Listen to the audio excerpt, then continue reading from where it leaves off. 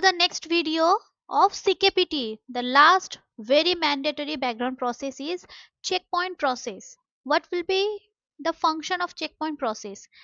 It will be update headers of data file headers and control files to record the checkpoint details, including the time when the checkpoint was occurred.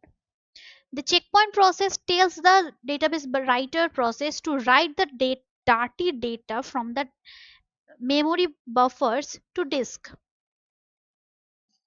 Okay, so whenever the database will be crashed, in that time, that checkpoint SCN number information, you will get the recover that data.